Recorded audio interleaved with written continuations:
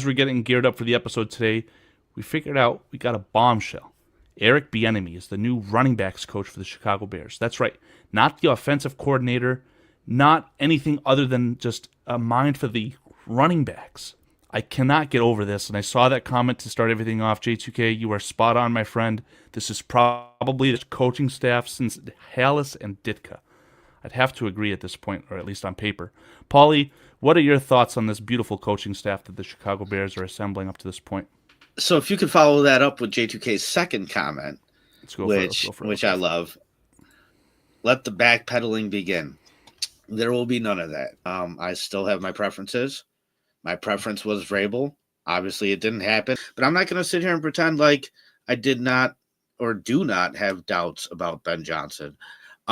However, I will give credit where credit's due. I don't know exactly how excited I can truly get just because of the history, man. We've all lived through it. I'm at such a I gotta see it point, and I know that's such a lame answer because I could just ride that out till the end of the season. So I'll tell you this: like when we got Ben Johnson, I was probably like 35% excited, 65% still worried. And now, over the course of time since he's been hired, I'm probably closer to that 50-50 mark, which is as excited as I'm going to be willing to get. So it's huge. It's huge to me that he was able to, get Randall L from the Lions to come over. I think that's big, and I think that says a lot. It is really big that we have a running backs coach that's super overqualified, and that's great, man. That's what you need to do. You need to fill the entire building with football guys. I mean, I'm now more excited because of Dennis Allen, because of Eric Bieniemy. I'm cool with keeping Hightower. Yes, he has been getting some really good coaches. I mean, and that wasn't a for sure thing. You know what I mean? You didn't know if he was going to be able to sit there and put together a good coaching staff. And so far, he has checked that off the box. Everything's looking really good. So, yeah, I mean, this is a slam dunk hire, in my opinion. I don't want Eric Bieniemy to have an imprint on the offense as far as the outcome with the plays and anything like that.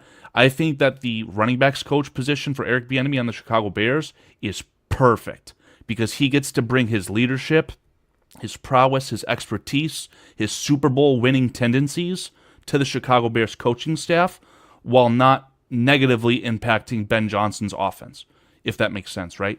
So mirror that to the defense. You need a lot more than what I just explained, and Dennis Allen, in my opinion, is perfect. He's essentially the head coach of the defense, which is fine.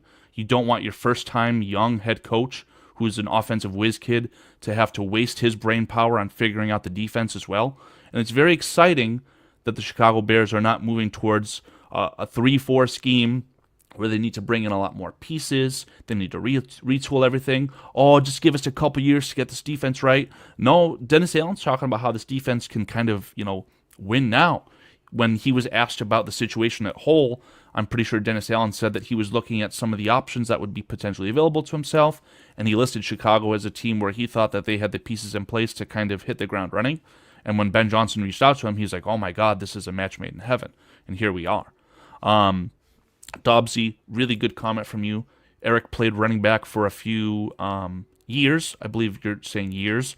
I'll have to look into that, but I do remember that Eric Bieniemy has some sort of background regarding running backs, and that's why he's taking that position. Now, what gets interesting here is the title of him being the running backs coach. Does that mean that there's going to be wholesale sweeping changes to the room? And that's kind of what I wanted to delve in with you, Paulie. What are your thoughts on this running back room as a whole? I saw a great comment earlier as well, just regarding what he could potentially do with the likes of Roschon Johnson and Ian Wheeler. What are you feeling about this running back room as a whole right now, Paulie? The only thing for this way to work with a coach that's going to be offensive minded, it's going to be like when we hired Matt Nagy. I mean, you need a Vic Fangio on the other side. You just need a guy on the other side that's willing to take care of his. And that's what the Chiefs have. Steve Spagnuolo, he was a head coach. He's got that defense. It's all under him. And that lets Andy Reid be Andy Reid and do his thing. So if, me personally, I like more of the top down aspect when it comes to coaching. Like I like guys like John Harbaugh, who was a special teams coordinator, but like he is the head coach, doesn't call plays. However, it's his program that is instilled in that building. And so, yeah, but if you're going to do the route where you have to focus on calling plays, then you definitely need a guy like Dennis Allen on the other side, which is, also really good. And I was saying this last year a lot, like, who's to say another coach can't come in here and get the same thing that Matt Eberflus is out of this defense? Like we all, we're saying, oh, we're crediting him, but at the end of the day, it's the talent on the field that's doing it. And I think a lot of coaches in this league could put this defense in a position where they could be a good defense. I do feel like Matt Eberflus is a top 16 coordinator, defensive coordinator in the NFL, right? Like he's in the top half. But thankfully for Bears fans, so is Dennis Allen, in my opinion. Yes, exactly. And so, what's going to take you from the top half to the top 10 or the top 5 is then the talent. You know what I mean? So, but at the end of the day, you weren't a defensive coordinator here. You were a head coach here. So you got a lot more on your plate than just calling a defense. And that's why if you want to split this thing in two and go this route, great. But then you better get a guy on defense that's, very experienced. And Dennis Allen definitely is very, very experienced. I believe that the Lions played the Saints either this year or last year, because I remember Dennis Allen having comments about how, oh, when I played Ben Johnson, this and this happened, right? So the fact that they have that crossover, I do think that it will still benefit both of them, where Ben Johnson can talk to Dennis Allen and say, you know what? I really didn't like how Jalen Johnson just stayed on this half of the field. I need Jalen Johnson to cover Justin Jefferson this time when we go to Minnesota. Things like that, right? So I think that it's still going to impact, but it's not like Ben Johnson has to waste his time that could otherwise be put into the offense by essentially scheming up the whole defense, right? Flus wasn't very good, and he's not bad. Yeah. So, you know what? There's something to that, because if you remember this defense before Montez Sweat, they were actually terrible.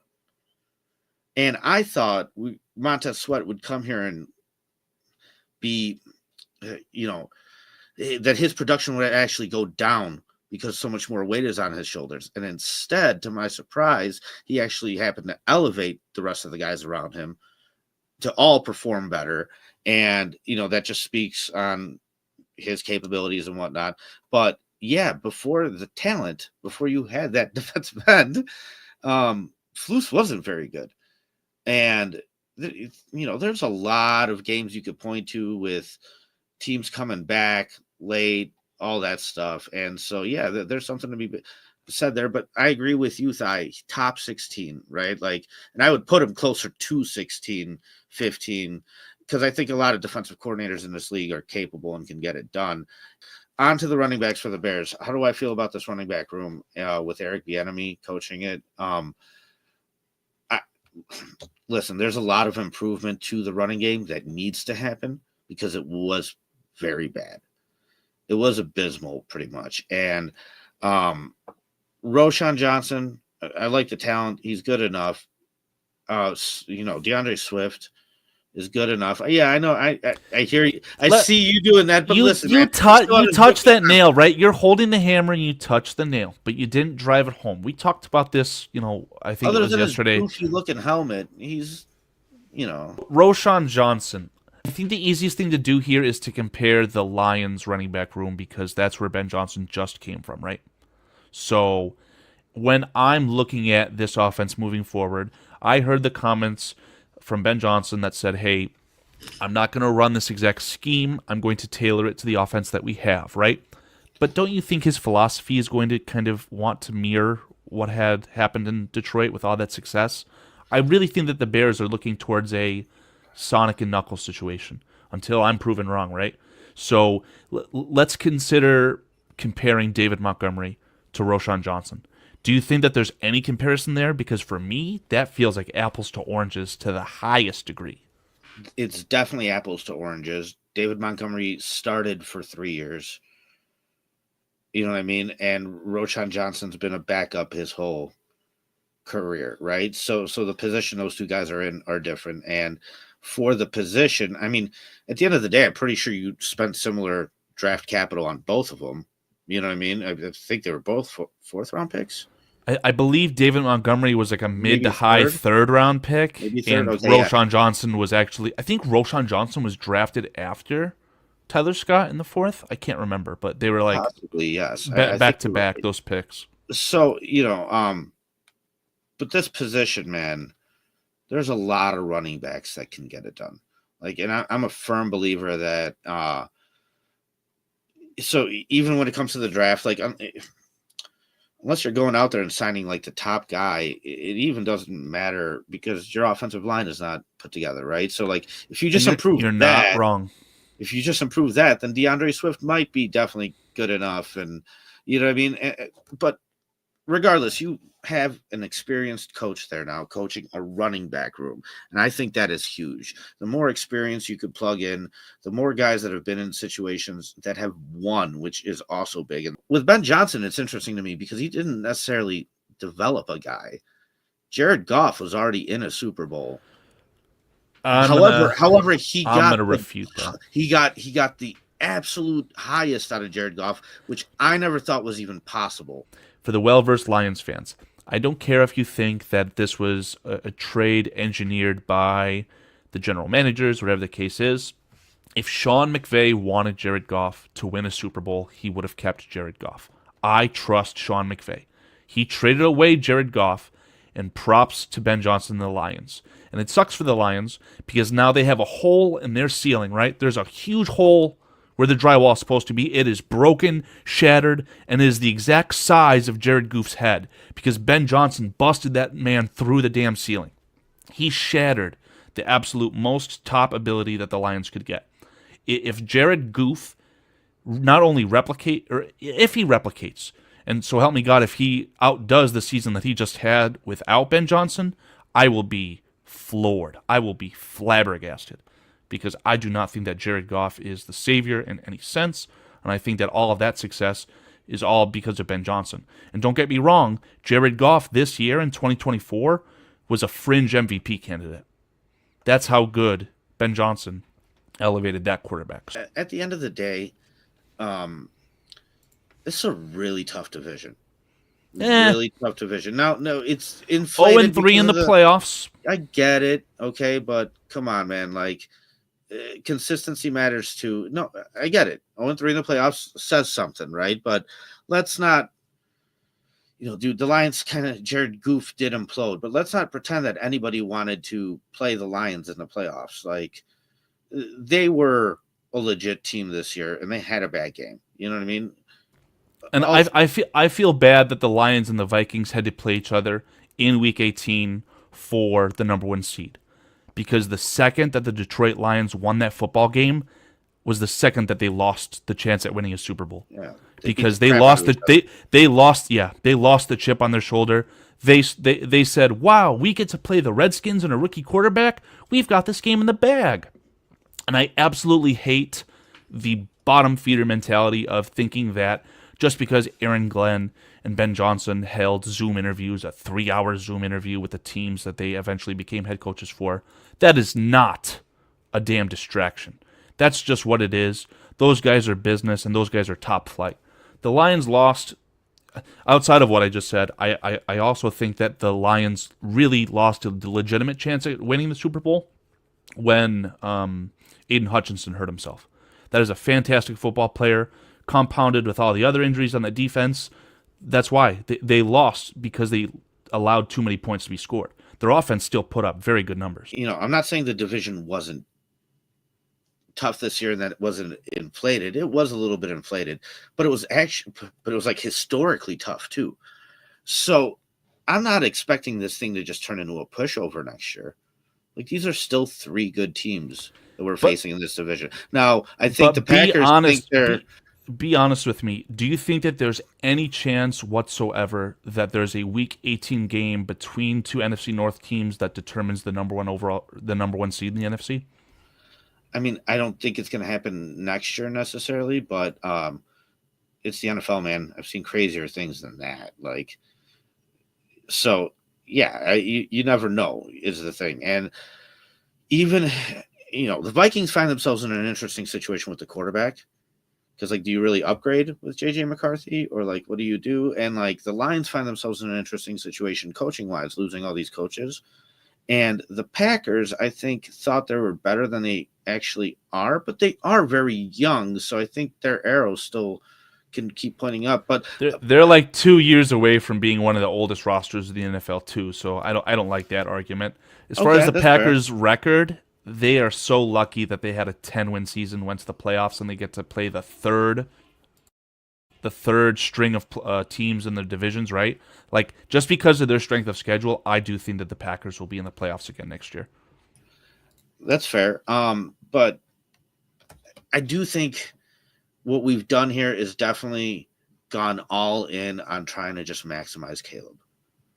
And so, like, at the end of the day, it's not my preferred path, but I understand the path, and at least it's clear cut, and at least they're doing it right. Like I said, at least they're getting experienced coaches on the other side of the football. At least they're getting experienced coaches all the way down to positional coaches. Like, this is Eric Bieniemy is way overqualified to be a running backs coach, but Fact. it's not just about Ben Johnson. It's about Ben Johnson and who he brings with him. And I was more worried about the fact that, like, okay, well, the Lions are going to want to keep their guys. You're not going to be able to steal some guys. And then when Randall L came over, it's like, well, you just stole a guy. You know what I mean? So, and this has attracted way more interest from legitimate coaches than I thought it would, which maybe speaks volumes to the potential of what we might see here from the Bears offense. Yeah, I mean, the Redskins beat the Lions, and 48 hours after that, Ben Johnson was the head coach of the Chicago Bears. I don't think that that's possible without Caleb Williams, right? So to Chad Speaker's point, Caleb Williams is better than Jordan Love. I would not say that it's wrong to feel that Caleb Williams is the best quarterback in the NFC North, but I don't think you can definitively say that until we see a productive season out of him this upcoming year, right? On paper, what it is right now at face value, it's fine. You could say he's the worst, right? But I do think that he's better than guys like Sam Darnold, who really overachieved because of their great head coach. I think that, again, I've already made my point regarding Jared Goff, right? I think that Caleb Williams, I think it's undeniable that his potential is far and away better than Jared Goff. I think it's better than Jordan Love, definitely. And then J.J. McCarthy, who I like, apples to oranges there as well, right? Caleb Williams is the Heisman winner. J.J. McCarthy from my University of Michigan only had to throw the ball 10 times a game to win a national champion. Jokes aside, though, I'm so excited about this coaching staff, it's not even funny.